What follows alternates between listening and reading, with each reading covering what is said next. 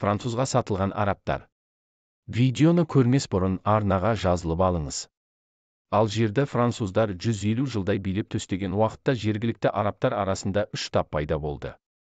Бір толық французданған арабтар. Бұлар французша сөйлеп, христиандықты ұстанды.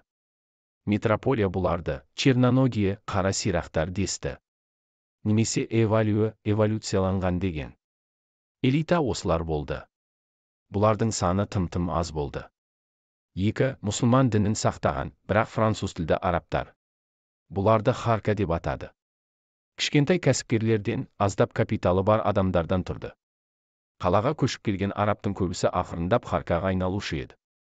Харка арабтың харака яғни әрекет етуші, пысық деген сөзінен шыққан. 3. Ассимиляцияға ұшырамаған діні тілін сақтаған арабтар. Халықтың 90.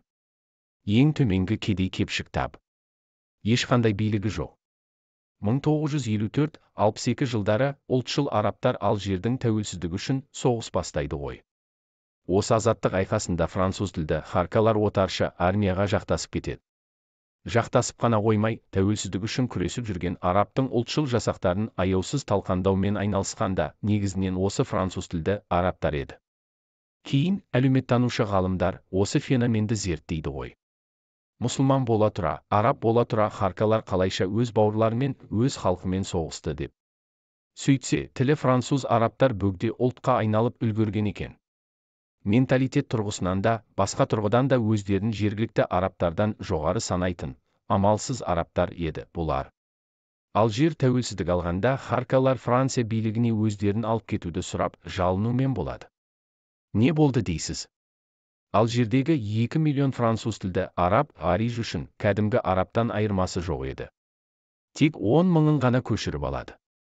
Оларға азаматтық бермей, лагерлерде босқын сияқты ұстайды. Геттоларда, кедей райондарда тұрып келді. Тек биыл ғана әлгі харкаларға ардагер мәртебесін беріп, компенсация төлей бастапты. Авторы Нұрбек Бектау.